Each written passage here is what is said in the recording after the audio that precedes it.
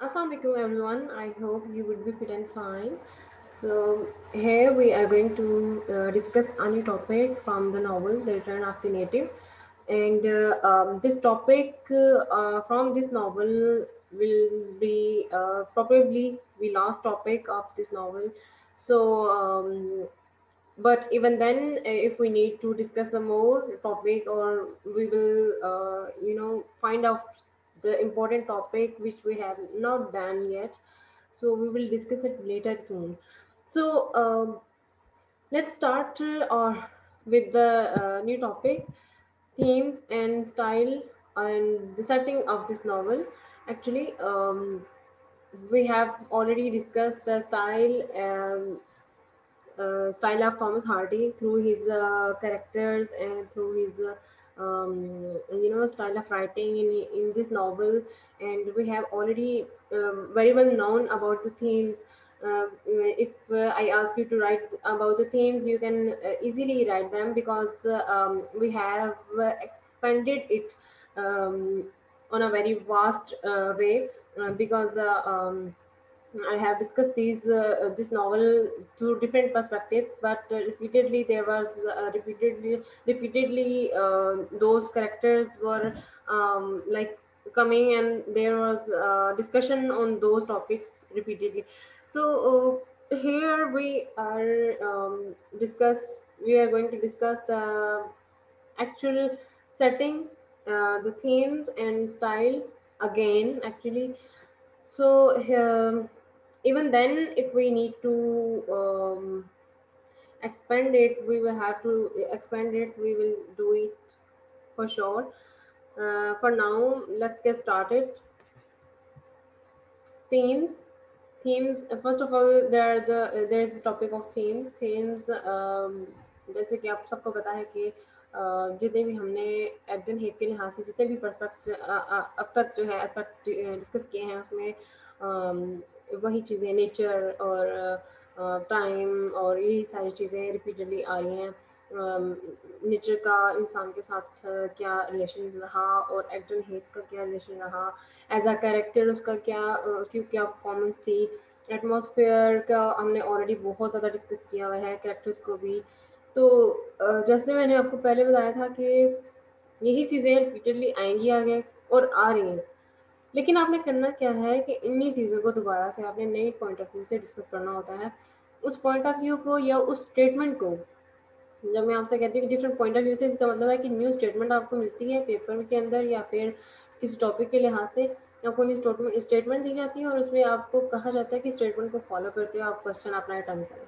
तो उस पर आपने क्या करना होता है कि सिर्फ उस जो स्टेटमेंट है उसको फॉलो करना है।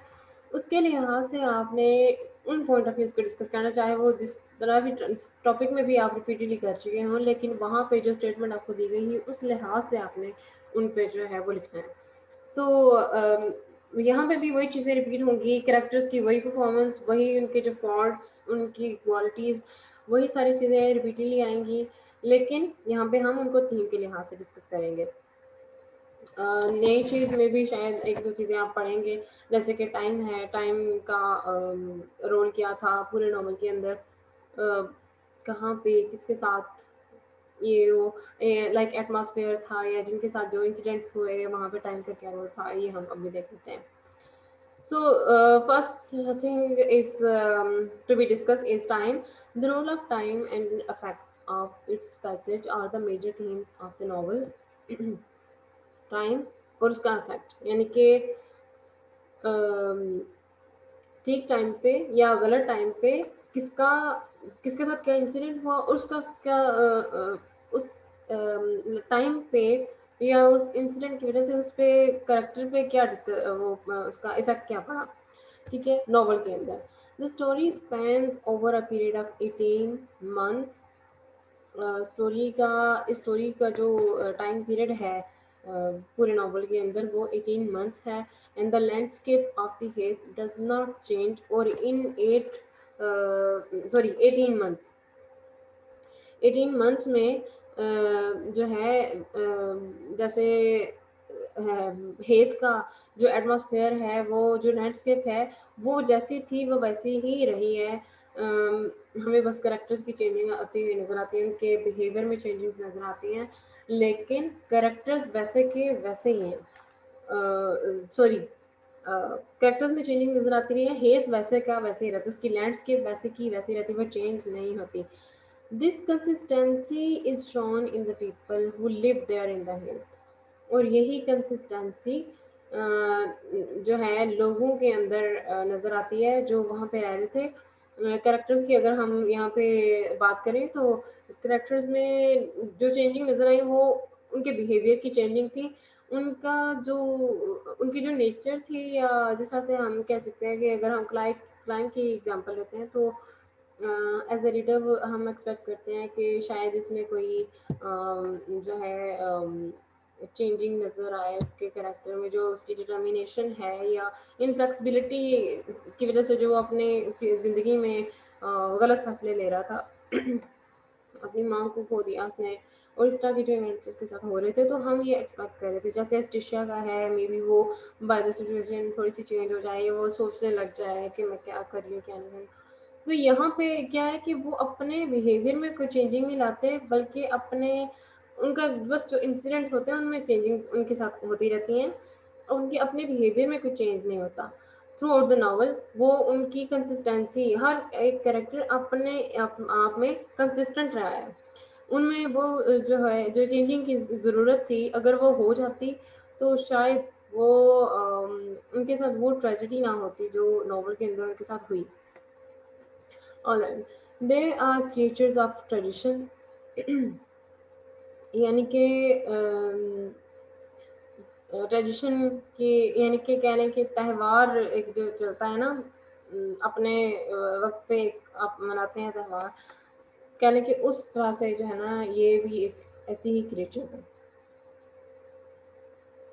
कि जो बस चलते जा रहे हैं, जैसे हैं वैसे ही चलते जा रहे हैं, इसलिए इस सेंस में कहा गया they are creatures of tradition, जिस तरह के वो हैं, जिस हाल में भी हैं, ये जिस अतों के साथ हैं वो उसी तरह से वो चलते जा रहे हैं जिंदगी में, following the same wedding rituals, the same harvest rituals, the same holiday traditions, and the same folk remedies which their ancestors have handed to them. Sorry. ये सारी चीज़ें हैं वो हैं जो रिपीटेडली होती जा रही हैं नॉवल के अंदर, और उनके साथ होती जा रही हैं, एक त्यौहार की तरह आती जा रही हैं और गुजरती जा रही हैं, जैसे कि उनके सिस्टर्स उनको जो है वो हैंड ओवर कर देते हैं। ठीक है, the characters who encounter difficulty are those who do not want to stay at the head. Sorry for the inconvenience, मेरा गला थोड़ा सा खराब हुआ। So the characters who encounter difficulty, यानी कि कैरेक्टर्स को जो डिफिकल्टी होती है नॉवल के अंदर, जितना भी एटमॉस्फेयर का है या जो भी वो इंसिडेंट्स उनके साथ होते हैं उसमें जो डिफिकल्टी उनको फेस करना पड़ती है वो उनकी अपनी रिस्पॉन्सिबिलिटी होती है। वो किस वजह से थी, उसकी रीज़न एक ये क्या थी, are those who do not want to stay at the hill, ये वो जिनको डिफ़िकल्टी फेस करना पड़ी, ये वो कैरेक्टर थे जो वहाँ पे स्टे नहीं करना चाहते थे। जैसे कि कैरेक्टर है वाइल्डर का, स्टिशा का, इसमें वो आ जाते हैं। For example Eustacia is anxious to live in Paris and wants to hustle in life. ठीक है, Wildeve is also bored with the monotonous life at Heath. Climb is the most divided character in the novel. When he looked from the heights, he was satisfied to think about the reclamation of the waste tillage. However, he was desperate to see that the first tufts and funds were still there, asserting. यहाँ पे जो है time का अगर हम इनके साथ reference देखें तो वही है कि आप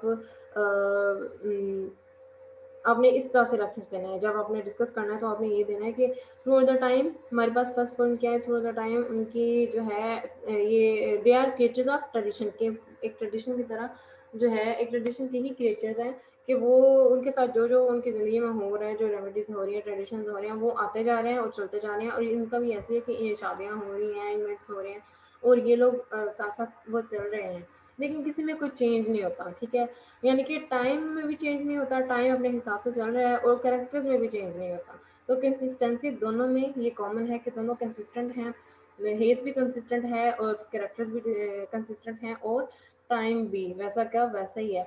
तो एक चीज़ दूसरे पॉइंट ऑफ व्यू से दूसरा पॉइंट आप ये कह सकते हैं कि जो है टाइम हर कैरेक्टर का हर अपने जो है उनके साथ जो इंसिडेंट होता है यानी कि अपना टाइम उन्होंने सोचा होता है इस टाइम पे हमने ये करना है। जैसे स्टेशा ने बॉन फायर का सिग्नल दे के उसको पता चल जाता है दोनों को कि हाँ, मतलब अब निकलना है यहाँ से और भाग चलना है।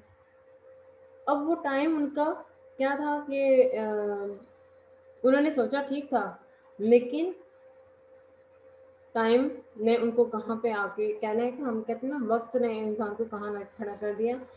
तो यहाँ पे कहना है कि हेत एक तरफ तो हेत का इफेक्ट था, दूसरी तरफ उनके जो है अपना कैरेक्टर भी था, अपने जो क्वालिटीज थी या अफॉर्ट्स थे उनकी वजह भी थी उनकी ट्रेजेडी की।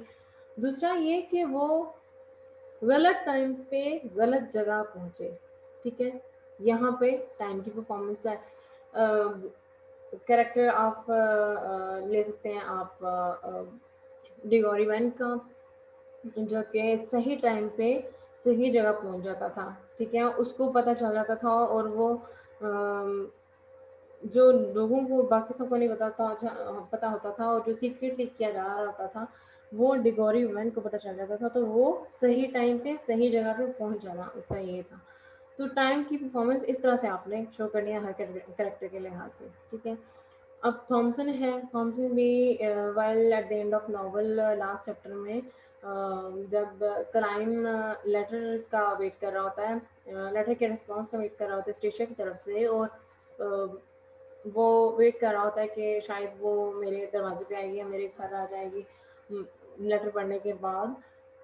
तो जब वो डोर ओपन करता है तो वो थॉमसन होती है और थॉमसन उसे बताती है कि अभी जो है वाइल्ड और स्टेशिया यहाँ से भागने वाले हैं और उनके बारे में उसको पता चलता है डिगोरी वैन के थ्रू। तो वहाँ पे थॉमसन जो है वो भी एक टाइम कहने के वक्त पे जो है उस पर पहुँच जाती है और उसको पता चल जाता है कि क्या होने वाला है क्या हो रहा है। तो यहाँ पे आप जो है कैरेक्टर्स के लिहाज से और सिचुएशन जो उनके साथ हो रही होती है वहाँ पे आप उनका रेफरेंस लेके टाइम का, अगर टाइम की थीम आती है तो आप यहाँ पे डिस्कस कर सकते हैं इसको। ठीक है, ओके, नेक्स्ट है नेचर का।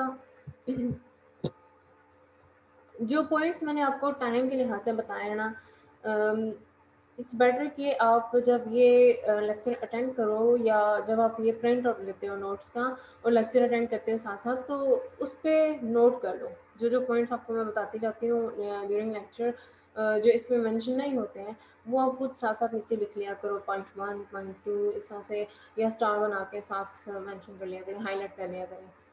तो ये ज़्यादा बेहतर रहता है क्योंकि ये चीज़ें बाद में भूल जाते हैं। जब आप नेक्स्ट नॉवल स्टार्ट करते हैं या नेक्स्ट टॉपिक पे चले जाते हैं तो फिर आपका फोकस वही पे उसी पे चला जाता है, ये चीज़ें थोड़ी सी आपके माइंड से निकल जाती हैं। फिर आप दोबारा इसको रिवीजन के लिए जब देखते हैं फिर आपके माइंड में आ जाता है कि हाँ ये चीज़ मैंने पढ़ी हुई थी, इतलाफा मैंने पॉइंट्स नोट किए थे और मतलब लाइक आपको देखते ही याद आ जाता है। ठीक है, ओके, नेचर का है। Nature, Hardy describes nature and landscapes of the Hague before the introduction of the characters in the novel. ठीक है, ये फर्स्ट पॉइंट हो गया कि जब नॉवल स्टार्ट होता है तो सबसे पहली जो डिस्क्रिप्शन होती है और सबसे पहली जो चीज़ मेंशन की गई होती है नॉवल के अंदर वो डिस्क्रिप्शन ऑफ हेथ है, डिस्क्रिप्शन ऑफ नेचर है, वो लैंडस्केप है जहाँ पे ये सब रह रहते हैं, वेस्क्स की लैंडस्केप यानी कि एग्डन हेथ की डिस्क्रिप्शन होती है। तो एग्डन हेथ ऑब्वियसली एक नेचर है, फिक्शन नेचर है। ठीक है, तो इसकी नेचर ही के ही इफेक्ट पे करेक्टर्स पे इफेक्ट पड़ता है। ठीक है, इसकी मूवमेंट की वजह से, इसकी चेंजिंग की वजह से जो है कहने के चेंजिंग नहीं बल्कि हम ये कह सकते हैं कि कैरेक्टर का जो बिहेवियर था उसके अकॉर्डिंगली उन्होंने नेचर के अगेंस्ट जाने की कोशिश की और उसके अकॉर्डिंगली उनके साथ जो है वो ट्रेजेडी हुई।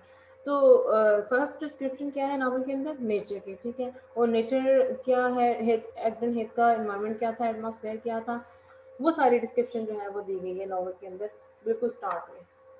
ठीक है, this indicates the importance of role of nature played in the novel. यानी कि फर्स्ट डिस्क्रिप्शन नेचर की दे के ये बताया गया है कि कितना इम्पोर्टेंट रोल है नेचर का और एक्टन हेथ का एज अ करेक्टर बाद में जो हमें नॉवल के अंदर नजर आता है। तो ये 2 पॉइंट्स हैं कि इससे हमें ये पता चलता है कि कितना इम्पोर्टेंट रोल है ये नॉवल के अंदर इसका। The nature setting symbolize the people living there, यानी कि जो नेचर की सेटिंग है, एटमॉस्फेयर जो क्रिएट होता है बाय द टाइम और by the performance of the characters, वो सिम्बोलाइज करता है जो लोग वहाँ पे रह रहे हैं उनको सिम्बोलाइज करता है। ठीक है, जैसे कि जो थंडर और स्टॉर्म और डार्कनेस वाला जो एटमॉस्फेयर है वो स्टेशिया को सिम्बलाइज करता है। जो बहुत ही नेचुरल सा और आमतौर पे जो एक इन्वायरमेंट होता है वो थॉमसन को भी प्रेजेंट करता है, डिगोरी मैन को सिम्बलाइज करता है। ठीक है, तो इस तरह का जो है ना, जहाँ पे उसकी माँ की डेथ होती है और वहाँ पे एटमॉस्फेयर बिल्कुल वैसा वही धूप और प्यास वाला जो है मौसम होता है और वो बिल्कुल भी वहाँ पे चेंज नहीं आता, कोई भी चेंज नहीं होता। तो वहाँ पे आप क्लाइम का ले सकते हैं कि क्लाइम और उसकी माँ का ले सकते हैं कि जो है उसकी जो मिजरी है, हम कहते हैं ना कि धूप गर्मी और ये तकलीफ दे मौसम, हम कहते हैं ना जब हमें कहते हैं ना कि हम कड़क दी धूप में हम घर से बाहर निकले तो हमें महसूस होता है कि वो बंदा कितनी गर्मी में घर से निकला और कितनी मुश्किल से उसने ये अपना काम किया तपती धूप में निकलते हुए। तो हमें ये अंदाज़ा होता है कि वो मतलब कितनी मुश्किल से उसकी मुश्किलात का हमें अंदाज़ा होता है। तो बेसिकली ये जो इस तरह का इन्वायरमेंट है, एटमॉस्फेयर है धूप वाला और बहुत ज़्यादा गर्मी वाला, तो बेसिकली ये मिज़री सॉरो को प्रेज़ेंट करता है, सिम्बोलाइज़ करता है। ठीक है? तो यहाँ पे हम जो मिसेस लियोब्राइट है उसका कैरेक्टर हम कह सकते हैं कि उसकी सॉरोज़ हमें नज़र आती हैं जब उसकी उसी इन्वायरमेंट में एटमॉस्फेयर में रहते हुए उसको एक एडर ने लिया स्नेक बाइट की वजह से उसकी डेथ हो गई थी। ठीक है, तो बेसिकली एटमॉस्फेयर का ज़्यादा इफेक्ट था क्योंकि उसी की वजह से उसने वहाँ पे रेस्ट करने का सोचा था। ठीक है, फिर क्लाइम का आप ले सकते हैं। ठीक है, वो जो इनकम उसमें कंसिस्टेंट रहता है थ्रू द नावल और वो किस चीज़ को सिम्बलाइज करता है कि उसकी नेचर चेंज नहीं होती बिल्कुल भी, वो अपने आप को चेंज नहीं करता। ठीक है, डिटर्मिन रहता है।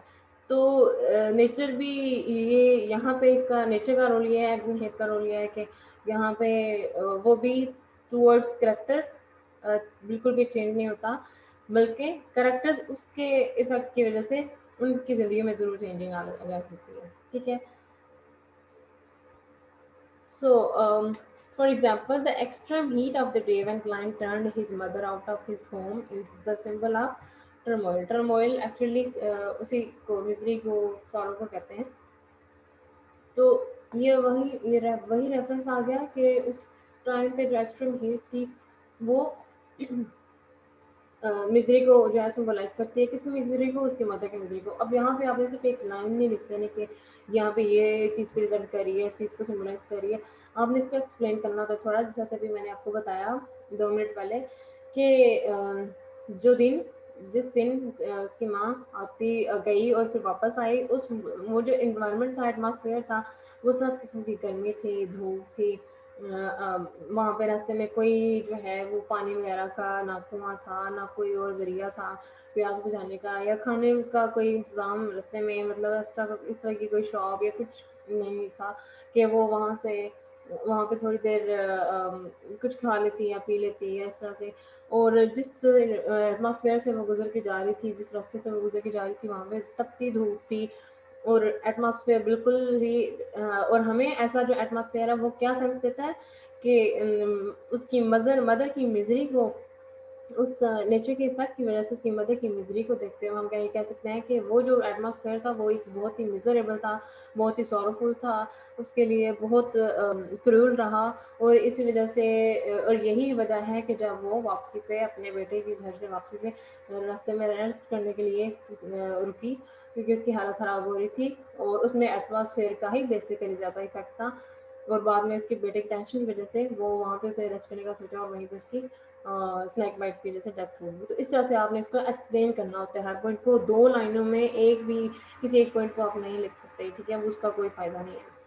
When Stacia wanders about into the violent storm, जब अस्टेशिया वन एंड स्ट्रॉन्ग की पेट में आ जाती है, one night symbolises the mental anguish, यानी कि उसकी मेंटल एंग्विश सिंबलाइज करती है यहाँ पे कि इंसान के दिमाग में किस तरह से एक चीज़ चल रही होती है। अम, जैसे अस्टेशिया का उस टाइम पे उसके दिमाग में भी एक तूफान चल रहा था कि मैं इस यहाँ से निकलूँ और इससे जान छुड़ाऊँ और मुझे यहाँ से भाग जाना है। तो एक वायलेंट किस्म का ही उसका स्टेप था कि मैं यहाँ से भाग जाना है। तो किसी का भाग जाना कोई आम बात नहीं होती है, सोसाइटी पे भी इफेक्ट पड़ता है, लोगों पे भी, रिश्तों पे भी इफेक्ट पड़ता है। तो वो वहाँ से भाग रही थी, तो उसने ये नहीं सोचा कि लाइक उसके माइंड में एक स्ट्रॉन्ग वाली जो कंडीशन है वो चल रही, ठीक है, वायलेंट। तो इसलिए उसका जो मेंटल कंडीशन है, वो मेंटल एंग्विश है, वो वायलेंट को शो करती है। कौन से वायलेंट को, जो स्टॉर्म की शक्ल में उसकी ज़िंदगी में हो गया, एक्चुअली उसकी मेंटल एंग्विश थी। ठीक है, उस रात जो कुछ भी हुआ उसकी एक्चुअली इसका जो है ना वो इसकी मेंटल कंडीशन को सिंबलाइज करता है। डिगोरी मैन और सेकेंडली स्टॉर्म और जो थंडर और इस तरह की जो कंडीशन है, बारिश वगैरह हो रही थी, इस टाइम को आप डार्कनेस की भी सेंस में कह सकते हैं, सिंबलाइज करता है कि डार्कनेस को सिंबलाइज करता है, कुछ गलत होने वाला है, कुछ वायलेंट होने वाला है, किसी के साथ कुछ क्रूअल होने वाला है। इस तरह से आप उनको दोनों पॉइंट ऑफ व्यू से एक्सप्लेन कर सकते हैं। Diggory Venn is the character most in tune with nature. ठीक है, डिगोरी मैन का हमें कैरेक्टर नजर आता है कि बहुत ही मतलब स्मूथली वो नेचर के साथ जैसे चल रहा हो। He does not look like a human being as the that red dye has seeped deep into his skin and hair. हमें इसका कैरेक्टर ऐसा नजर आता है जैसे वो एक इंसान नहीं है, क्योंकि उसकी उस तरह से परफॉर्मेंस नजर नहीं आती। हमें बस इतना नजर आता है कि वो ठीक टाइम पे ठीक जगह पर पहुंच के सारा कुछ सुन लेता है और दूसरे को जाके बता देता है, इतना होता है बस। और सेकेंडली उसकी जो अपीयरेंस है वो रेड डाई और उस रंग में वो एक बस चुका होता है, उसके फेस पे, बालों पे, कपड़ों पे और हर जगह उसके हाथों पे भी वो रेड डाई जो कलर है वो लग चुका होता है, उसकी स्किन में, बालों में। तो हमें ऐसा लगता है जैसे वो भी एक नेचर का ही पार्ट है, वो एक ह्यूमन बीइंग नहीं है। ठीक है, तो इस तरह से आपने इसको एक्सप्लेन करना है। ये सिंपली आप एक लाइन लिख के ये नहीं कह सकते कि आपने रेलिवेंट लिख दिया।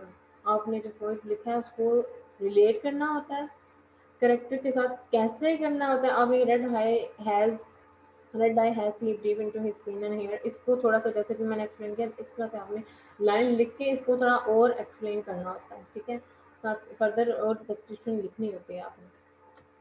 Conscience, the characters in the novel Run of the Native are motivated by their conscience more than any other driving force.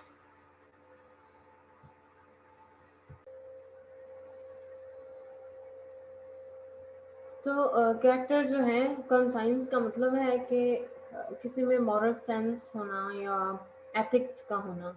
The characters in the novel Return of the Native are motivated by their conscience more than any other driving force। अपने जो अपनी जो उनकी moral values थी, moral science थी, या कहने की एथिक्स थे, जो उनकी अपने आते थे, उनसे वो ज़्यादा मोटिवेटेड थे, कोई उन पर ड्राइविंग फोर्स नहीं थी। They do not avoid social confrontation। वो उन्होंने ये नहीं सोचा वो लाइक उन्होंने इस चीज़ को अवॉइड नहीं किया कि हमें माशरे में अपने जो एक्शंस हैं उसको कन्फ्रंट करने में हमें कोई अवॉइड करना चाहिए या कोई मसला ही हो, इस बारे में तो उन्होंने सोचा ही नहीं। उन्होंने सिर्फ अपने बारे में सोचा। They were self centred that what others will think. उन्होंने ये सोचा ही नहीं कि दूसरे हमारे बारे में क्या सोचेंगे, यानी कि वो इस चीज़ को अवॉइड नहीं कर रहे थे बल्कि कन्फ्रंट कर रहे थे।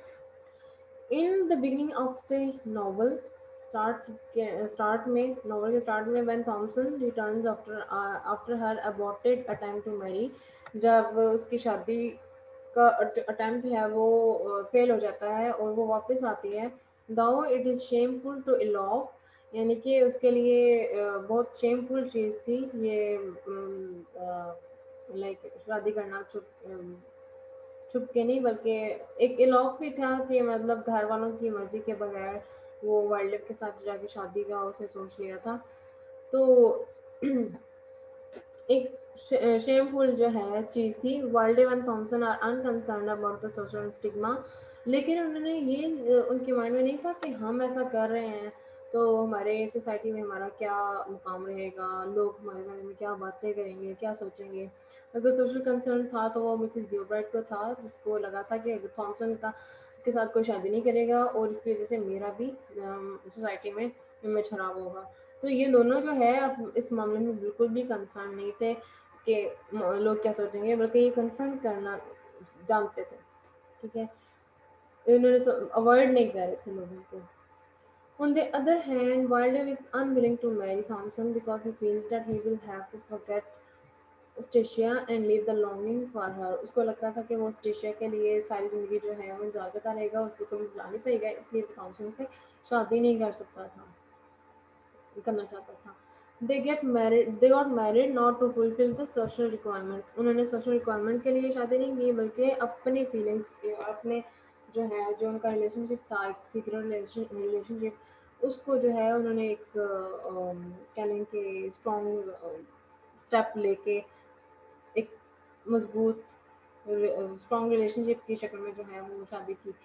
तो उन्होंने ये नहीं सोचा कि वो सोशल रिक्वायरमेंट है कि अब तो करनी ही करनी है, एज फ्लर्ट हो रही है ये वो, नहीं, थॉमसन उसको पसंद करती थी, इसलिए उसने शादी की उससे।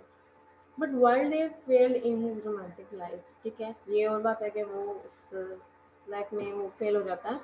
डिगोरी Venn desires to assure Thomasin's happiness. Diggory Venn जो है उसकी ये डिज़ायर होती है कि वो थॉमसन हमेशा जो है वो खुश रहे, only to be benefit him, और अपने आप के उसे लगता था कि मेरी खुशी उसी की खुशी में है। He tells Thomasin about Wilder's involvement.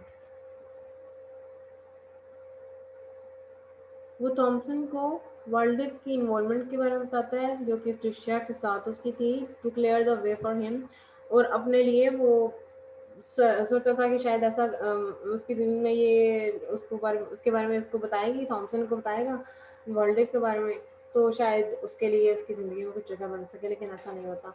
He keeps silent when he does not succeed in his plan. जब इस प्लान में वो सक्सीड नहीं हो पाता तो वो खामोश रहने की कोशिश करता है। When Eustacia comes to know, जब स्टिशा को पता चलता है but Wildeve has become rich, that Walden has become rich, के वो अमीर हो चुके हैं, that she wanted as a husband, जैसा वो उसे हस्बैंड चाहिए था वो वैसा बन चुका है। she does not run away with him because she cannot hurt Klein।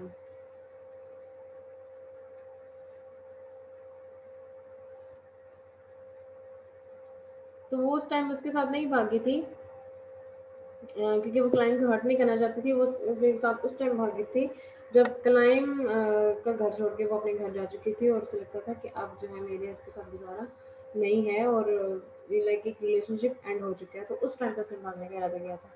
तो यहाँ पे जो है उनकी मॉरल साइंस और उनकी जो भी एथिक्स हैं आप जो है वो क्लियरली देख सकते हैं, और साथ साथ नोट भी कर लीजिएगा, ठीक है।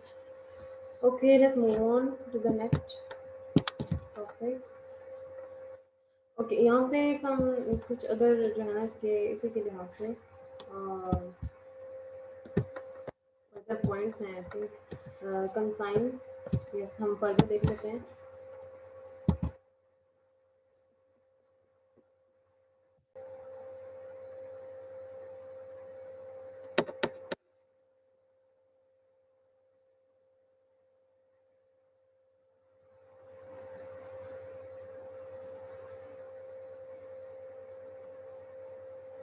सो यहाँ पे हम स्टाइल को थोड़ा सा देख लेते हैं अब।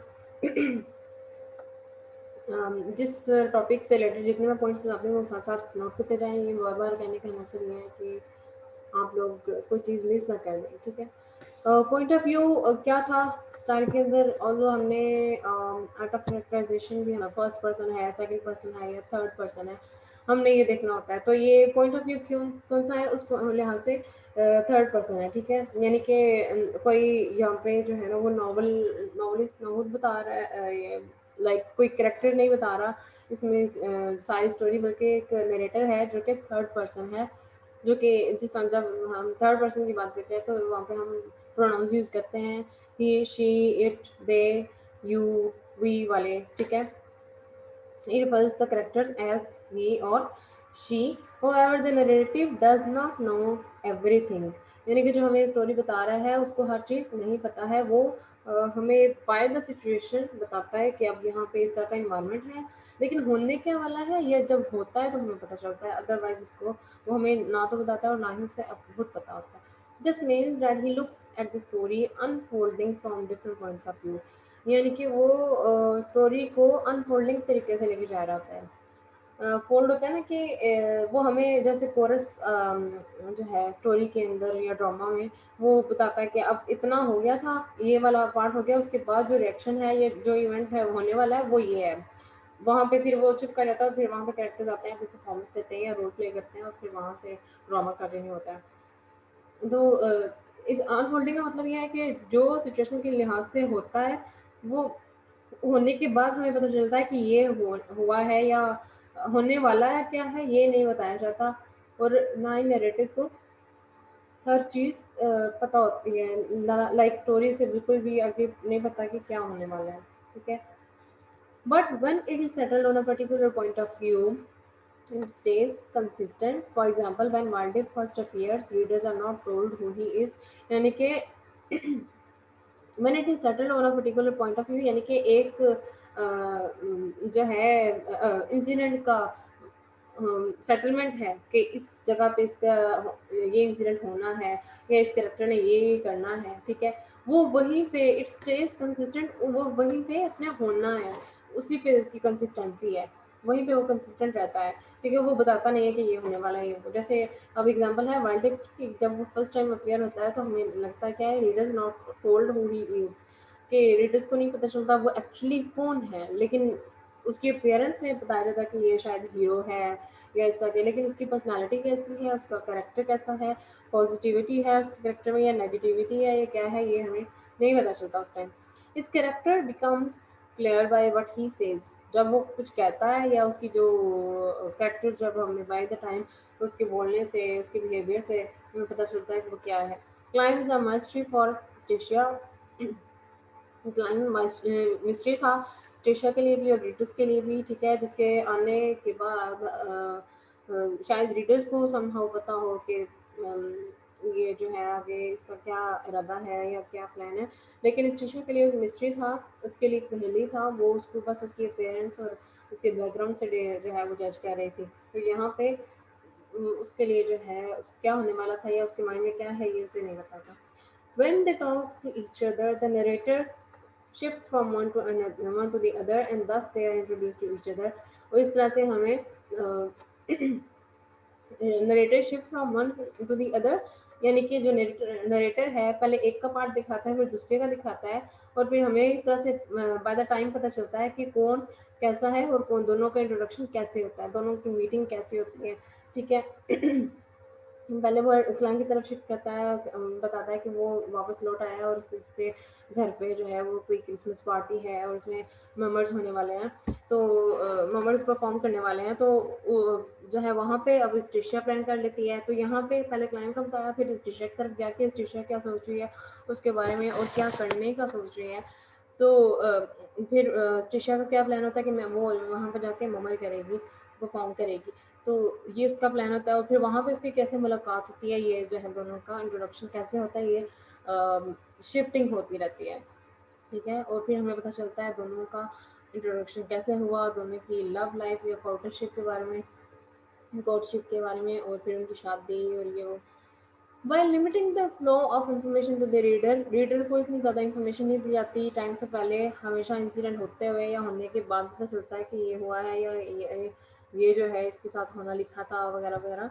ठीक है, Hardy is able to create a sense of mystery in the story, यानी कि वो इस तरह का सस्पेंस और थोड़ी सी कंफ्यूजन क्रिएट करने में जो है इसने बहुत ही यानी कि मास्टरली प्रेजेंट किया है। This is because the intentions of the characters are not clear, क्योंकि जो इनकी इंटेंशंस थी वो क्या थी, वो क्लियर नहीं थी। किसी पॉइंट पे वो कुछ हो जाते थे, किसी पॉइंट पे वो कुछ शो कर रहे थे।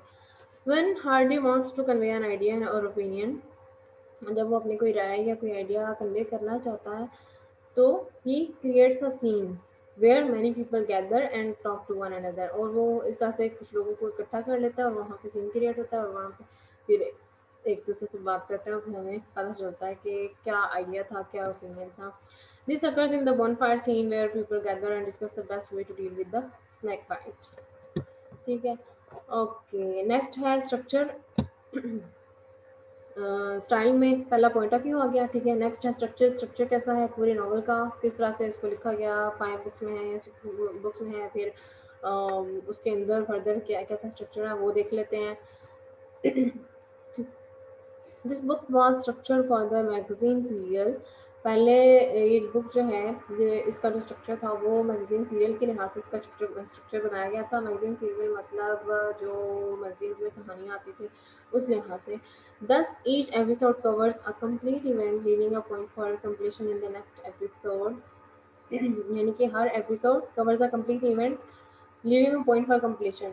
हर जो है इवेंट वो हर एपिसोड जो है एक इवेंट कंप्लीट करते हुए एक पॉइंट जो है वो उसमें छोड़ देते थे कंप्लीशन का, जो कि नेक्स्ट एपिसोड में कंप्लीट होता था। So that the further development of the story is foreshadowed by the reader, जिससे रीडर के माइंड में थोड़ा सस्पेंस होता है और वो शेडो करने की कोशिश करता है, सोचने की कोशिश करता है, अज्यूम करने की कोशिश करता है कि अब ये होने वाला है या ये होगा, इसका रिजल्ट ये होगा। A good example of this technique is Claire when Thompson runs unmarried from Angelbury। वहाँ से जब अनमैरिड वापस आती है तो chapter ends with her on asking now Thomasin. ये जो कोट है ये टेक्स्ट से लिया गया है। Now Thomasin, what's the meaning of this disgraceful performance. तुम्हें जो डिस्कस किया गया है इसका क्या मतलब है, ठीक है, इस परफॉर्मेंस का क्या मतलब है। The readers know that the explanation will follow in the next episode. यानी कि यहाँ पे उसका क्या रिएक्शन होगा थॉमसन का और थॉमसन के साथ क्या होगा ये रीडर्स के माइंड में रह जाता है, ठीक है। और फिर उनको ये होता है कि अब नेक्स्ट एपिसोड में इसका इसकी एक्सप्लेनेशन होगी, ठीक है। यानी कि जैसे हम अभी ड्रामा देखते हैं तो हमें हाफ सीन हम देखते हैं और हम कहते हैं कि इसका अब जो भी कुछ होगा, अब ये क्या करेगी, इसके साथ क्या होगा, ये तो नेक्स्ट एपिसोड में पता चलेगा। तो इस तरह से हमारे माइंड में एक्सप्लेनेशन का या एक सस्पेंस का जो है पॉइंट रह जाता है। Critics have also contended that this book is structured like a Shakespearean drama। ये बहुत इंपॉर्टेंट पॉइंट है कि शेक्सपियरियन ड्रामास की तरह जिस तरह से वहाँ पे ट्रेजेडी होती है और जिस तरह से उनका स्ट्रक्चर होता है कि कैरेक्टर्स के अपने फॉल्ट्स की वजह से जो ट्रेजेडी होती है वो वाले एक्ट्स इसमें ऐड किए गए। Most of the plays of Shakespeare were organised in 5 acts with a climatic conclusion in the last act. यानी कि इसके बहुत सारे प्लेस जो हैं वो 5 एक्ट्स में किए गए हैं। जैसे वन प्ले एक्ट है ना, कि एक ही एक्ट में जो है वो ड्रामा खत्म कर दिया जाता है, परफॉर्मेंस स्टेज पे कंप्लीट हो जाती है। लेकिन एक ये है कि पहला एक्ट होता है, ठीक है, फिर उसके बाद दूसरा एक्ट होता है, फिर तीसरा, फिर चौथा, फिर पांचवा, और ये डेज के हिसाब से भी हो सकता है और एक दिन में भी हो सकता है, ठीक है। तो ये जो है शेक्सपियर के ड्रामास में इस तरह से था। तो ये चीज़ Return of the Native book में क्या है, 6 बुक्स की शक्ल में, ठीक है, is presented in the 6 books। Most critics say that the artistic structure requires 5 books। यानी कि जो आर्टिस्टिक स्ट्रक्चर है एक आर्टिस्ट के लिहाज से जो इसने पहले लिखा था, ठीक है, थॉमस हार्डी ने, ठीक है, उसके लिहाज से अगर हम देखें तो he suppose to finish this books in 5 books, 5 parts और 5 बुक्स। और लेकिन जो 6 बुक है वो उसकी रीडर्स की प्लेजर के लिए। तो जो आर्टिस्टिक स्ट्रक्चर है एक्चुअली जो राइटर ने एक्चुअली अपनी इंटेंशन के साथ और अपनी डिज़ायर के अकॉर्डिंगली उसने इसको स्ट्रक्चर दिया, वो 5 बुक्स थी, ठीक है। तो उस लिहाज से शेक्सपियर के का कंपैरिजन हम इसके साथ कर सकते हैं। The 6th book is added to please the readers who want to see everything turn out in the end. 6th book उसने अपने रीडर्स के प्लेजर के लिए लिखा जो चाहते थे कि इसको अच्छा जो है एंड दिया जाए नॉवल को, इसलिए इसने लिखा। ओके, सिंबलिज्म है नेक्स्ट। यहाँ पे फॉन्ट का थोड़ा सा आई थिंक इशू है, फर्स्ट पे यहाँ पे थोड़ा सा लार्ज साइज है, यहाँ पे थोड़ा स्मॉल हो गया। खैर इससे इतना फ़र्क नहीं पड़ता। आई होप कि आप लोगों को जब प्रिंट आउट लेंगे आप तो उसमें आप इजीली इसको जो है वो देख सकेंगे। The names of Hardy's characters are almost symbolic of their function in the novel. The title is also no exception. यानी कि the names of the hardest character are almost symbolic, यानी कि हर कैरेक्टर अपने आप में कुछ ना कुछ सिम्बोलाइज कर रहा है नॉवल के अंदर उनके अपने फंक्शन के लिहाज से। The title is also no exception, ठीक है। उस टाइटल में भी कहने कि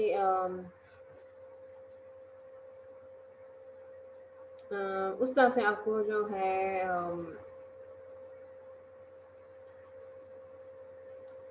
रिटर्न ऑफ द नेटिव, इसमें आपको शायद भी कुछ चीज़ आप निकाल सकें कि इसमें कुछ सिंबलाइजिंग कुछ सिंबलिज्म का एस्पेक्ट है। वाइल्ड का करेक्टर है suggest something and on the edge of wildness, ठीक है। वाइल्डनेस होता है ना, वाइल्ड एनिमल्स जो होते हैं खतरनाक या फॉरेस्ट में रहते हैं जो, ठीक है। तो वाइल्ड का जो करेक्ट नेम है, ठीक है, वो उससे हमें क्या सजेशन मिलती है, suggest something on the edge of wildness, कुछ खतरनाक होने वाला है, कुछ कोई ऐसा कुछ बुरा होने वाला है और अपने पीक पे, एज मतलब पीक पे है, कुछ चीज़ क्लाइमैक्स पर पहुंच रही है, बिल्कुल एंड पे है। स्टेशिया इज डिराइव्ड फ्रॉम स्टेसी, इसका मतलब है which means a change in the level of the sea, indicating the immense changes that she is said to bring in the lives of other people, ठीक है। इसकी वजह से दूसरे लोगों की जिंदगी में बहुत ज़्यादा चेंज आते हैं, तो उसका नाम जो है इसका मतलब इनके नेम के मतलब के लिहाज से जो है सिंबलिज्म हमें नजर आता है। Client's last name is Yeobright. Yeobright combines the word yeoman. अगर आप पढ़ें कैंटरबरी टेल्स तो उसमें yeoman आता है, ठीक है।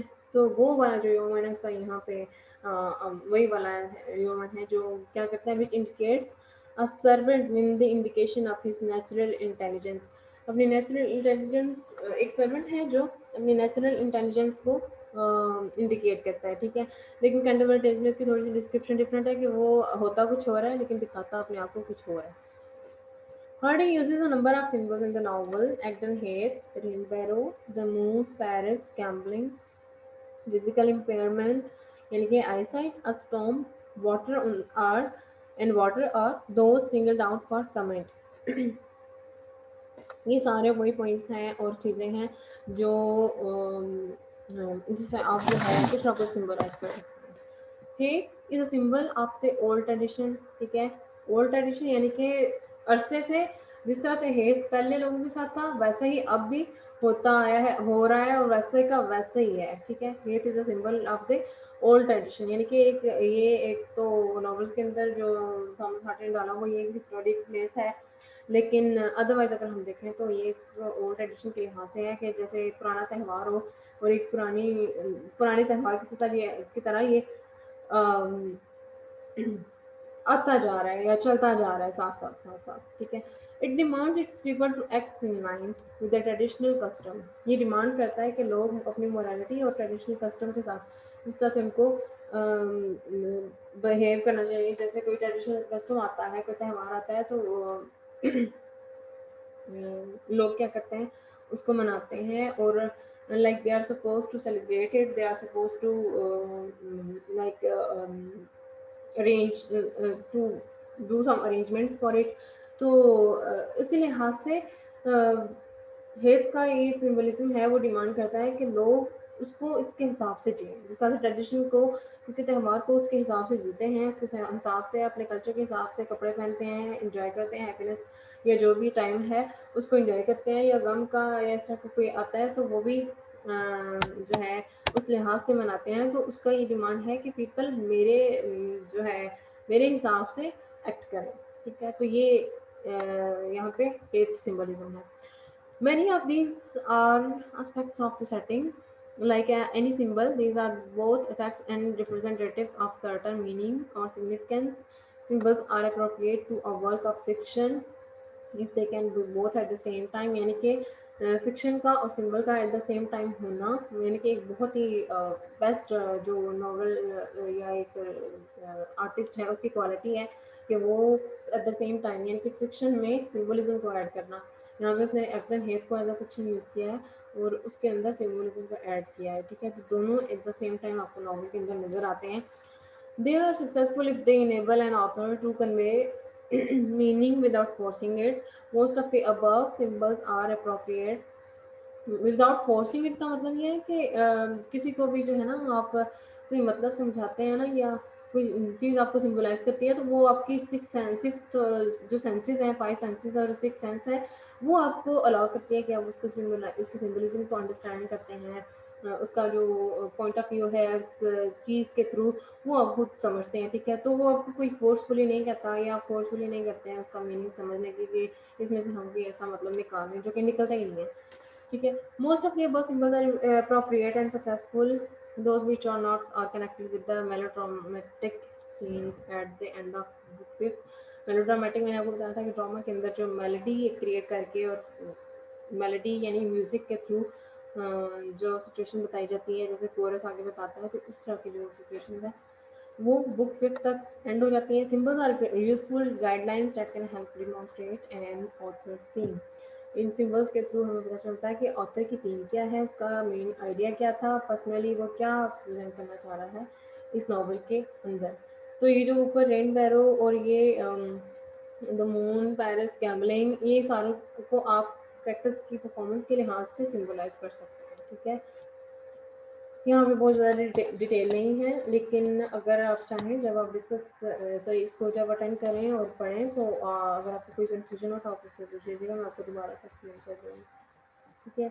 आगे चलते हैं सेटिंग्स पे। सेटिंग में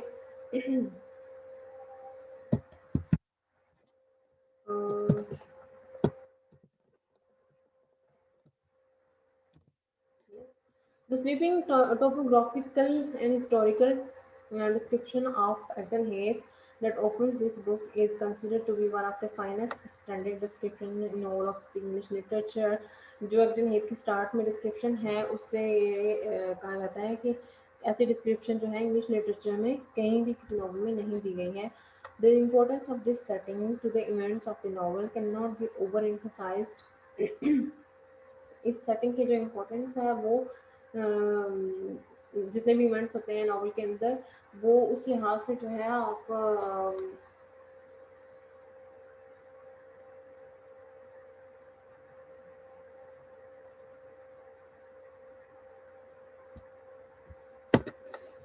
उसमें बहुत ज़्यादा जो है वो जोर नहीं देती है, बल्कि इवेंट्स के लिहाज से जो सेटिंग होती है उसके थ्रू आपको खुद ही समझ जाते हैं कि कैसी सिचुएशन है, कैसा एटमॉस्फेयर है और इंसिडेंट क्या हो रहा है. इट इज़ द फ्लैटनेस यानी एक स्मूथली हर चीज़ जो है फ्लैटली आ रही है and bareness of the land that has made it useless for development. The resident, ये पॉइंट्स वही हैं जो पीछे डिस्कस हो चुके हैं. The residents of the heath यानी कि हेयर के रहने वाले आर आइसोलेटेड और मतलब वो कहने के isolated and possess their own distinct culture separate from the rest of the world. यानी कि वो isolated का मतलब होता है ना सेपरेट रहना या सेपरेट रखना. तो उनकी जो हेथ पे ज़िंदगी थी और जो उनका विलेज था वो बिल्कुल कंट्री साइड से कंट्री में बिल्कुल साइड पे था, ठीक है? कंट्री साइड थी ये. कंट्री साइड एक ऐसे एरिया को कहते हैं जो मुल्क में एक ऐसे हिस्से पे हो जहाँ पे लोगों का आना जाना, लोगों का मतलब आबादी भी कम हो और लोगों का आना जाना भी कम हो और फैसिलिटीज़ भी कम होती हैं. इन possess their own distinct culture separate from the rest of the world. अपना जो डिस्टिंक्ट कल्चर है उसको भी वो उसमें मतलब अपने आप को सेटिस्फाई रखते हैं. Ordinary people are afraid of Eustacia. वहाँ के रहने वाले जो हैं लोग, कॉमन पीपल, वो स्टेशिया से डर गए थे. She keeps herself away from the other people, अपने आप को दूर रखती थी उनसे. And that is why Wild and Clym are alert towards her. इसी वजह से वो उसकी तरफ अट्रैक्ट हुए दोनों. She is treated as if she has some supernatural power. वो इस तरह से ट्रीट किया गया उसको जैसे वो कोई सुपर नेचुरल पावर हो जो कि लोगों के लिए नुकसानदेह हो या लोगों के लिए लोगों को नुकसान पहुंचाने आई हो या इसके कोई इफेक्ट पड़ते हों.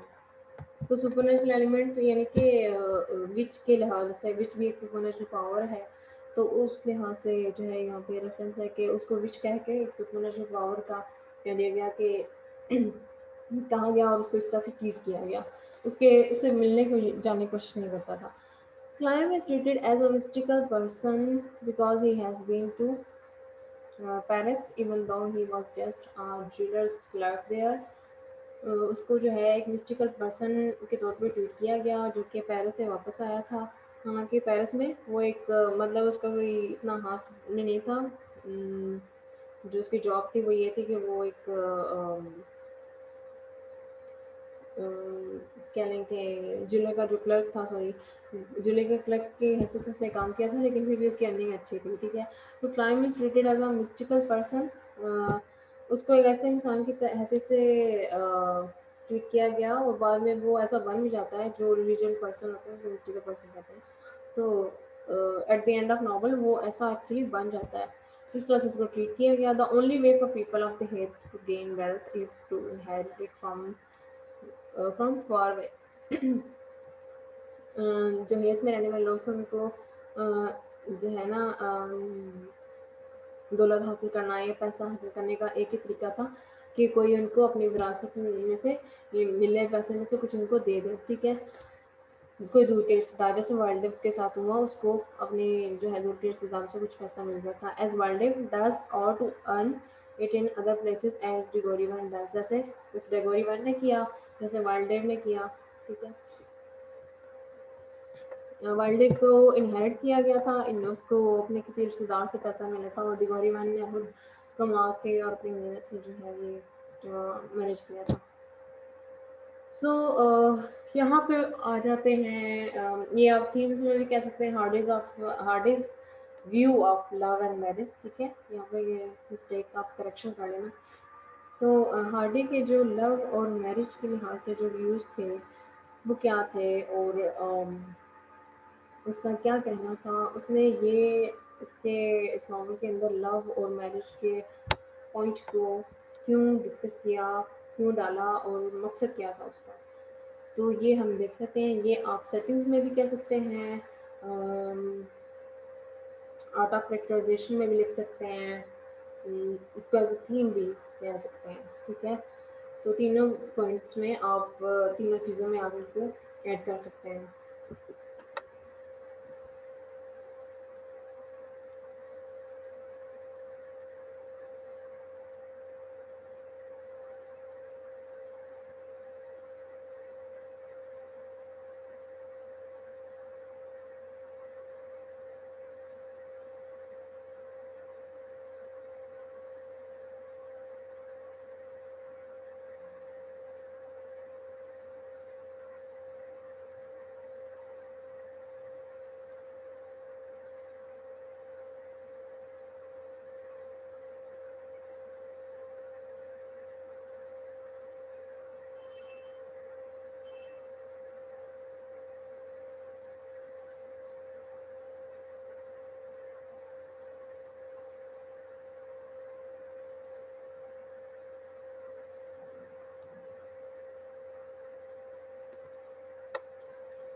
Hardy's view of love and marriage in the late 1890s की बात है, with the development of the new society जब न्यू सोसाइटी डेवलप हो रही थी, यानी कि पुराने जो सोशल व्यूज़ थे या सोशल प्रॉब्लम्स थी उनसे हट कर, यानी कि उनको डेवलप किया जा रहा था, वो पीछे छोड़ के नए चीज़ों को इंट्रोड्यूस करवाया जा रहा था। Hardy finds that the marriage of the new capitalist class changed from that of the former, maybe more advanced view to the present, possibly more backward consciousness। उसका ये कहना था कि जो मैरिज है वो क्लास जो है कैपिटलिस्ट क्लास के जो है ना लिहाज से चेंज हो, उसके व्यूज चेंज होते हैं, ठीक है। May be more advanced view to the present, यानी कि अभी के जो लोग हैं उनके लिए ये बहुत इस मैरिज के लिहाज से बहुत एडवांस्ड व्यू हो, ठीक है। पॉसिबली मोर बैकवर्ड कॉन्शियसनेस, यानी कि कुछ जो अभी मौजूदा लोग हैं उस टाइम पे, उसका ये कहना था कि वहाँ के लोग या तो एडवांस हो जाए या फिर ये बैकवर्ड जो एक पीछे से एक सिलसिला चलता आ रहा है मैरिज के लिहाज से पॉइंट ऑफ व्यू, जो लोगों के थे वो एक सिलसिला चलता आ रहा है, शायद ये उसको फॉलो करेंगे, ठीक है। उसने ये देखा, तो उसने क्या किया, at the time when new rising capitalism intrudes into the Wessex country in order to conquer the traditional and conservative patriarchy, जब न्यू कैपिटलिज्म यानी कि न्यू जो सिस्टम है वो इंट्रोड्यूस करवाया जा रहा था, तो वैसे जो कंट्री है वहाँ पे ट्रेडिशनल और कंजर्वेटिव पैट्रियार्की के लिहाज से कह लें कि न्यू ट्रेडिशंस को इंट्रोड्यूस करवाना और लोगों को उसके लिए माइल करना, ठीक है। कंजर्वेटिव पेट्रियार्की, जो लोग जो मुहिब वतन होते हैं ना, पेट्रियार्की उनको कहते हैं ना, पेट्रियार्क्स, तो उनको वो बहुत कंजर्वेटिव थे, यानी कि तंग नज़र थे, तो उनको जो है ना वेसिक्स के अंदर न्यू राइजिंग की बहुत ज़्यादा ज़रूरत थी। तो टाइम ये वो वाला था, चल रहा था, उनकी डेवलपमेंट के लिए जो है ना कोशिशें की जा रही थी। The view of marriage tries to confirm to the development of history.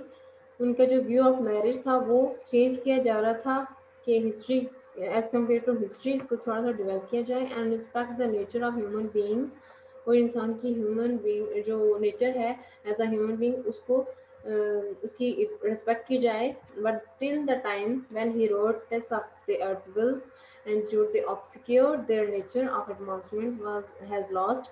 यानी कि जब उसने ये नॉवल दोबारा लिखे उस टाइम उसी टाइम पे लिखे थे ये दोनों नॉवेल्स, और इंक्लूडिंग थॉमस ये the return of the native, तो क्या था, the nature of advancement has lost.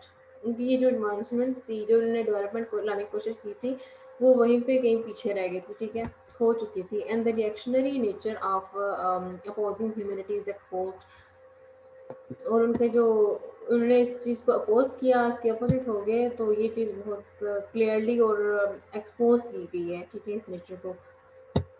At that time the popular view on love and marriage was that, उस टाइम पे लव और मैरिज के लिहाज से जो व्यूज थे वो क्या थे कि marriage is a kind of bestowal and prize to those who obey the social orthodox ideas, कि शादी जो है उन लोगों के लिए एक बहुत अच्छा कह लें कि गिफ्ट है या प्राइज है, जो उसके बेस्टॉल भी एक गिफ्ट की होता है, गिफ्ट की फॉर्म में होता है कि अता करना, प्रेजेंट टू, ठीक है, ग्रांट करना या किसी को देना, टू गिव।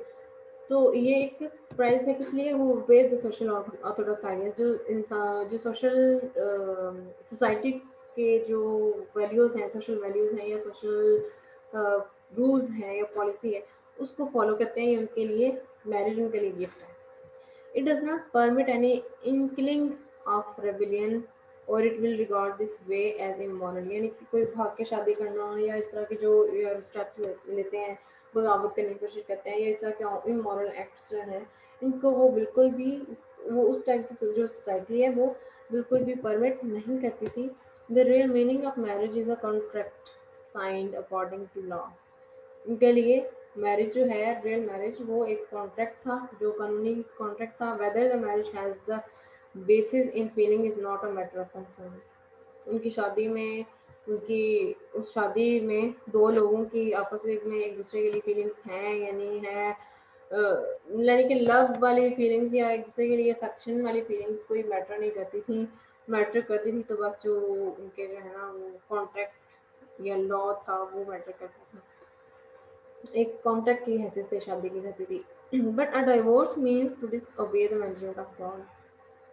शादी करते वक्त ये माइंड में नहीं रखते थे या ये नहीं देखा जाता था कि फीलिंग्स क्या हैं, लेकिन अगर डाइवोर्स लिया जाता था तो वो कहते थे कि ये जो है ना वो गॉड को डिसोबे किया गया, गॉड की जो है वो नाफरमानी की गई है, which regarded as immoral treason and heresy, कि इसको बहुत ही मॉरल एक्ट और डिसोबीडियंट वे में जो है वो लिया जाता था।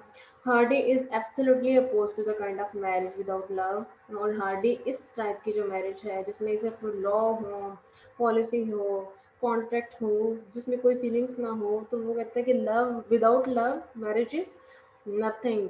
वो कहते हैं कि शादी में जो है अगर फीलिंग्स नहीं है, मोहब्बत नहीं है, तो फिर शादी का फ़ायदा नहीं है। और यही चीज़ जो है उसने जो है ना लोगों के या कुछ करेक्टर्स के थ्रू डिज़ाइन करने की कोशिश की है कि वाइल्ड रिवर थॉम्सन की शादी थी और स्ट्रिशिया और वाइल्ड की शादी थी, तो इसमें कोई जो है वो लव वाली फीलिंग्स नहीं थी, कोई किसी के लिए प्योर और लॉयल नहीं था, ठीक है। He does not endorse a marriage arising from a sudden impulse, ठीक है। कि किसी सडन इम्पल्स की तरह से उसने मैरिज को जो है ना वो इस नॉवल के अंदर प्रेजेंट नहीं किया, इस इश्यू को इस तरह से डिस्कस नहीं किया।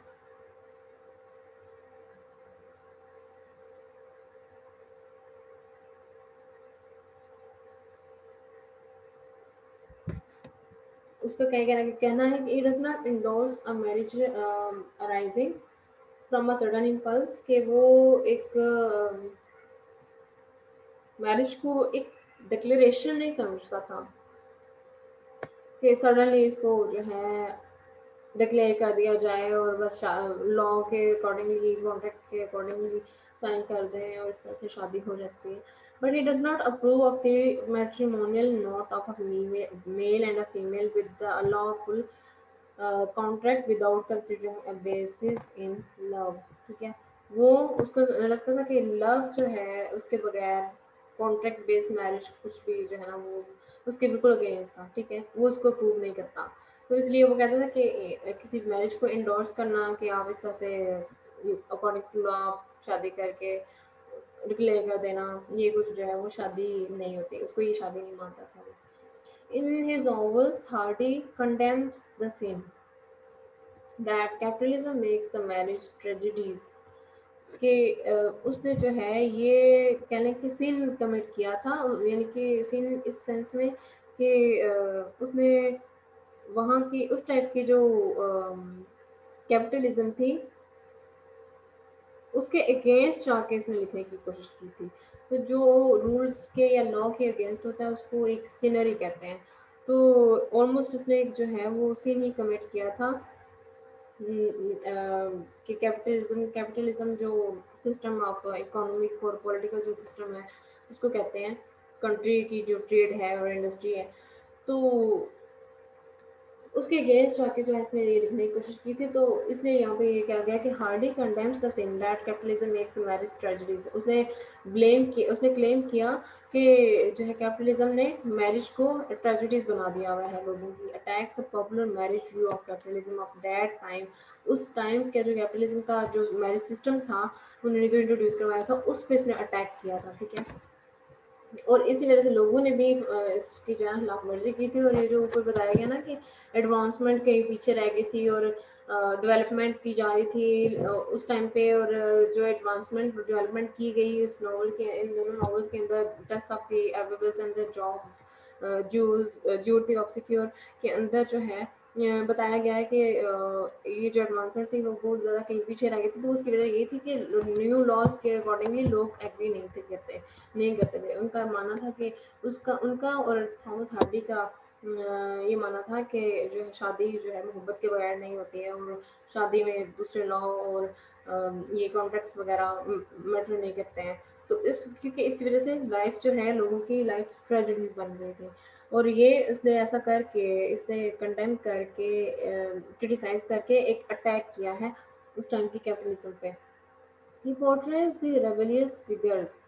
उसने रिबेलियस फिगर्स इसीलिए पोर्ट्रे किए हैं अपने नॉवल के अंदर, जैसे स्टेशिया और Wild, that are not proper for the society, जो सोसाइटी के लिए सुटेबल नहीं है, and keep on pursuing the freedom of love and marriage. और उसने परसू करने की कोशिश की है कि लव और मैरिज में इंसान की फ्रीडम होनी चाहिए, वो अपनी मेंटल स्टेबिलिटी के साथ इन दोनों स्टेप्स को जो है वो ले, अपनी ज़िंदगी में स्टेप ले। He expounds his systematic and overall ideal view of life of love and marriage है यहाँ पे। ठीक है, वो एक इसको जो है सिस्टमेटिक नहीं समझता, बल्कि ओवरऑल एक आइडियल व्यू जो इंसान की अपनी, हर इंसान की एक आइडियलिज्म होती है उसके यहाँ से जो व्यू है उसको फोकस करता है ये। The more Hardy senses the life of reality, जितना वो reality को समझता है जिंदगी की, the more tragedies he notices in patriarchal society which used to be serene and simple. The decline of traditional order, वो जितना जो है उसने समझा, वहाँ पे जो लोग थे वो क्या कहते, सोसाइटी विच यूज टू कि जितनी जो ट्रेजिडीज ने नोटिस की उस टाइम पे लोगों के इन्हीं फैसलों की वजह से, और इनको डिक्लाइन करता है वो traditional order in simple. The decline of traditional order, इनको वो डिक्लाइन करता है। ट्रेडिशनल ऑर्डर में जो ये जो लॉ और कॉन्ट्रैक्ट वाली चीज़ें हैं, the impoverished impoverish condition of small scale peasant economy, यानी कि जितने जो छोटे तबके के लोग थे जो इकोनॉमिकली या फाइनेंशियली स्ट्रॉन्ग नहीं थे, उनके बारे में इसने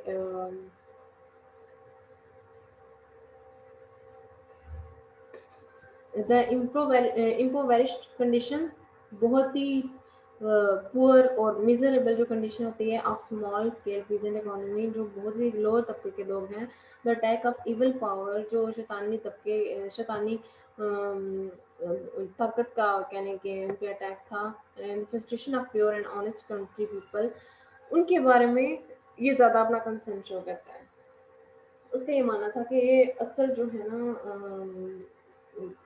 जो कैपिटलिज्म ने रूल एक लॉ और कॉन्ट्रैक्ट वाला सजेस्ट किया है, ये असल में लोगों की ज़िंदगियां बर्बाद तो कर रहा है, लेकिन स्पेशली यहाँ पे जो पुअर पीपल हैं उनकी ज़िंदगियां ज़्यादा इससे अफेक्ट पड़ रही हैं। ये एक अटैक ऑफ इवल पावर, यानी कि इवल पावर की हैसियत से अटैक है किसका, कैपिटलिज्म का, ठीक है, उसको इवल पावर कहा गया।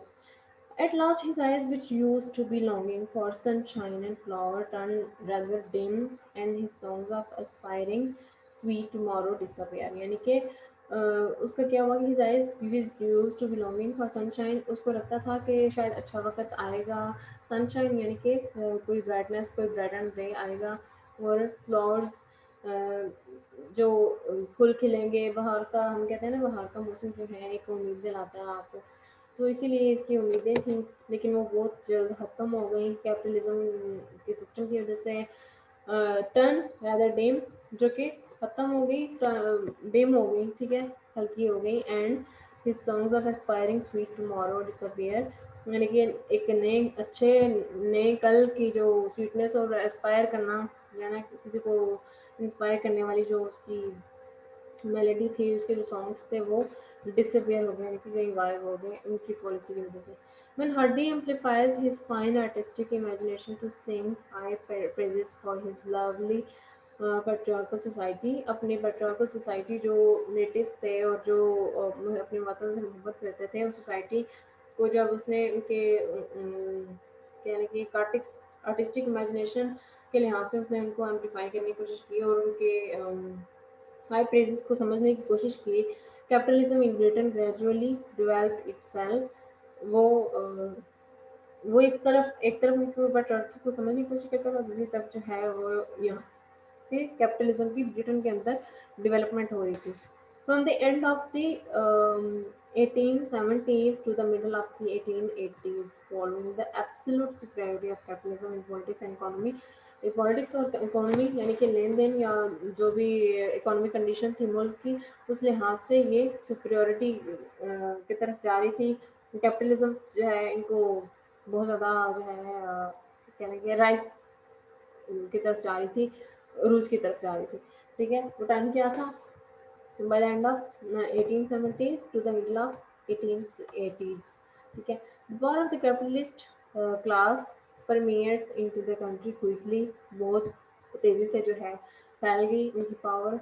The patriarchy in Wessex, वहाँ के जितने भी मुहब्बतन लोग थे वेसेक्स में, is shaken unexpectedly, वो बिल्कुल उनका जो है वो हिल के रह गए, कहते हैं ना शेकन, हिला देना। तो उनको कह लें कि जैसे हम कहते हैं ना कि महंगाई एकदम से बहुत ज़्यादा बढ़ गई है, तो हम हमारी फाइनेंशियल कंडीशन एकदम से इस पे इफेक्ट पड़ता है, जो गरीब लोग हैं जो मुश्किल से गुजारा कर रहे हैं उन पर भी इफेक्ट पड़ता है। इसलिए से उनकी जो ये सोशल चेंजिंग्स की गई थी कैपिटलिज्म के थ्रू, वो उनकी वजह से उनको बहुत ज़्यादा उनकी ज़िंदगी में असर पड़ा। And many love and marriage tragedies are performed on the life stage, और इसकी वजह से उन इस सिस्टम की वजह से, लव और मैरिज के इस सिस्टम की वजह से जो कैपिटलिज्म ने इंट्रोड्यूस करवाया था, उस वजह से उनकी लाइफ में ट्रेजिडीज हुई और उनकी ज़िंदगियाँ इस स्टेज पर पहुँच गई। Although Hardy still stands for the conventional patriarchal view at that time, उनके जो कन्वेंशनल पॉइंट ऑफ व्यू है उसको वो बहुत ज़्यादा उनकी कदर करता है और उसको समझता है, उसको उसने इस व्यू के अकॉर्डिंगली शो करने की कोशिश की है कि मतलब उनकी फीलिंग्स भी कितनी इम्पोर्टेंस है। And makes these love tragedies so miserable in ways endless, और इसीलिए उनकी फीलिंग्स को समझते समझते ये बताया है कि इनके जो रूल्स कैपिटलिज्म के जो ये जो लॉ था, इसकी वजह से क्या हुआ कि उनकी इसी लव जो है ना पॉलिसी और कॉन्ट्रैक्ट और लॉस की वजह से उनकी लाइफ कितनी मिजरेबल थी, and reveals endless sympathy and pity, और इस हद तक उनको बना दिया कि वो उन पे सिंपैथी यानी कि हमदर्दी और उन पे तरस खाया जाए उन कैरेक्टर्स पे. As an austere author of a realism, he never attempts to paint pretty pictures about the reality in his works. उस टाइम की रियलिटी को वो उसने बहुत ही फैंटसाइज नहीं किया, बहुत प्रिटी तरीके से उसको पिक्चराइज नहीं किया अपने नॉवल के अंदर. He always faithfully details the certainty of love tragedy. Love tragedy को उसने faithfully और बहुत truly present किया है उस टाइम पे जो हो रहा था. The thoughts, feelings, and experiences of the protagonists in Hardy's novels are all superior to the people around them contemporaneously. ये जो सारे फीलिंग्स, एक्सपीरियंसेस और थॉट्स हैं वो हर इंसान के जो है उसके लिए वो सुपीरियर उसने प्रेजेंट एज अ सुपीरियर यानी कि बर्तर बनाने की कोशिश की है कि ये सब के जो थॉट्स, फीलिंग्स, एक्सपीरियंसेस हैं ये सबसे ज़्यादा बढ़ के हैं, ना कि ये लॉ और कॉन्ट्रैक्ट्स वगैरह. तो उनकी जो मिजरी थी एक्चुअली इसको प्रेजेंट करने की कोशिश किया और यही उसका व्यू था, जिसकी वजह से हमें ये जो कैरेक्टर ऑफ क्लाइम है ये बहुत ज़्यादा पीटीफुल नज़र आता है. हालांकि वो हीरो है, ठीक है, नॉवल का, इसलिए हमें वो पीटीफुल नज़र आता है, सिंपथाइज करते हैं हम उसको देख के. तो उसका जो बेसिक एम था इस नॉवल के अंदर कैरेक्टर्स को मिजरेबल बनाने का, वो उस टाइम की जो कैपिटलिज्म थी वो थी. ठीक है, तो जब मैरिज और लव पे व्यूज होते या थॉमस हार्डी के व्यूज हो जाए लव मैरिज पे या कैपिटलिज्म पे, तो आपने ये सारा लिखना है और एक्सप्लेन भी करना है. For instance, in Asticia's eyes, Acton Heath is a prison which puts fetters on her love, happiness, and so she often prays to God to bestow a great love upon her. तो यहाँ पे Heath का जो relation है एस्टेशिया से वही दोबारा discuss हो रहा है. The Heath is a symbol of the old tradition in demands its people to act in line with tradition, custom and morality, so it cannot bestow love and comfort on Astacia. यानी कि वो लोगों से demand करता है कि उसके traditional custom के लिहाज से उसको भी फॉलो किया जाए, उसको उसके साथ चला जाए, जो कि जिसकी वजह से एस्टेशिया को वो कंफर्ट और लव नहीं मिला क्योंकि वो उसके अगेंस्ट चली थी. Astacia attempts not to obey the traditional love and marriage under the background of Acton Heath in Wessex. उसके बैकग्राउंड को या वेसेक्स के उस कंडीशन को उसने फॉलो नहीं किया था और लव और मैरिज के लिहाज से उसने अपने करने की कोशिश की थी, डिसोबे किया था, इस वजह से उसके साथ ट्रेजेडी हुई. Therefore she has to be an immolator. Immolator यानी कि इमोरलिटी को जो शो करता है, ठीक है, of normal love and love view and chose death. और यही उसके साथ ट्रेजेडी हुई, वही चीज़ें जो हम पहले डिस्कस कर चुके हैं, फर्दर मैं डिटेल में नहीं जाऊँगी यहाँ पे. She is typical of Hardy's characterization during this period. वो हार्डी के कैरेक्टराइजेशन में जो है बहुत इसको टिपिकल तरीके से बताया गया है. Her love is so easy and indiscreet and avoid of morality. Morality को उसने अवॉइड किया, यानी कि मॉरल वैल्यूज उसके लिए कोई मायने नहीं रखती थी. She keeps dating with a hypocrite called Wilde secretly.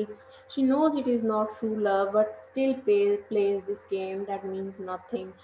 उसको पता था कि जो है ये ट्रू लव नहीं है, फिर भी ये गेम खेलना वो बंद नहीं करती और खेलती चली जाती है. इसकी वजह से दूसरों को बहुत ज़्यादा नुकसान उठाना पड़ता है इसकी वजह से. From her story, one can conclude that Statia's tragedy is due to her dissolute character. हर हम इसे समझ सकते हैं, कंक्लूड कर सकते हैं कि स्टिशा की ट्रेजेडी किस वजह से हुई. वीक व्यू ऑफ मॉरलिटी, उसका जो मॉरल वैल्यूज़ के लिहाज से जो उसका व्यू था वो बहुत वीक था. एंड स्ट्रॉन्ग वेंग्लोरी, एक बहुत विलन वाली जो क्वालिटी है, ठीक है, उसको बहुत स्ट्रॉन्गली प्रेजेंट किया इसने. She has only herself to blame. वो सिर्फ अपने आप को ब्लेम कर सकती थी जो कुछ उसने किया था. किसी दूसरे या तीसरे को वो ब्लेम नहीं कर सकती थी कि इस वजह से मेरे साथ ऐसा हुआ, या मेरी इस ट्रेजेडी की या इस कंडीशन की, इन प्रॉब्लम्स की वजह कोई और बना है, या इसके पीछे इसका हाथ है वगैरह वगैरह. तो जो कुछ उसके साथ हुआ, जो कुछ उसने पाया, ट्रेजेडी उसके साथ हुई, उसमें उसका अपना जो है ना वो कैरेक्टर था, अपनी वीकनेस थी, अपनी जो मॉरल व्यूज थे उसकी वजह से ऐसा हुआ उसके साथ. ऑन द कंट्रेरी, अगर हम इसके अगेंस्ट दूसरा पॉइंट ऑफ व्यू देखें तो another view is that Stacia is a brave female who struggles against society for her freedom and happiness. यानी कि एक तरफ हम उसकी मोरालिटी और नेगेटिविटी को देखें तो वो उससे हट के अगर हम देखें तो वो क्या थी, एक ब्रेव फीमेल कैरेक्टर थी, ठीक है, जो सोसाइटी में रहते हुए अपनी फ्रीडम और हैप्पीनेस के लिए स्ट्रगल कर रही थी, ठीक है। To stress her dissoluteness and vainglory is because they ignore her positive side of opposing the old tradition and pursuing human nature, which should be praised. उसे उसकी वजह ये थी कि उसने जो कुछ भी ऐसा किया वो ये था कि अगर वो इन ट्रेडिशन के अगेंस्ट थी और ह्यूमन नेचर, मुझे लगता था कि ऐसा नहीं, ऐसा होना चाहिए और यहाँ पे लोगों को अपने आप को चेंज करना चाहिए, या इस तरह के लोग वो पसंद नहीं करती थी वो इस वजह से, क्योंकि उनकी बैकवर्ड जो एक सोच थी उसकी वजह से। तो लोगों ने उसको समझने की कोशिश नहीं की कि ये क्यों अपोज कर रही है, ठीक है। तो उसकी पॉजिटिव साइड किसी ने देखने की कोशिश नहीं की, उसको नेगेटिवली देखा गया और समझा गया। तो ये जो है ना उसका कहने के उसकी ब्रेवनेस थी, और एक जो है ना उसको कहने के as compare to other characters कोई इसको जो है वो समझ नहीं पाया। तो एक्चुअली उसका ये सेकंड पॉइंट है उसकी पर्सनालिटी का, जो हम देख सकते हैं कि जो है उसने पॉजिटिवली जो है अपने आप को अ, आगे ले जाने की कोशिश की थी, अपग्रेड करने की कोशिश की थी, लेकिन some of her bad qualities she could not manage it, ठीक है। Okay, yes, according to this view, हम इस व्यू के लिहाज से क्या कह सकते हैं, under such a close conservative and backward tradition in Egdon Heath के अंदर जो एक बैकवर्ड टाइम पीरियड चल रहा है और जो लोगों के व्यूज चल रहे हैं तंग नज़र टाइप के, Stacia's pursuit and rebellion are too natural. यानी कि उस लिहाज से उस माहौल में रहते हुए कोई भी जो है उन व्यूज से बगावत करना एक नेचुरल सी बात है, कि लोगों के बुरे जो पुरानी रवायात हैं और पुराने ख्यालात हैं और उनकी जो बातें हैं जिस तरह से उन्होंने स्टेशिया को बना दिया,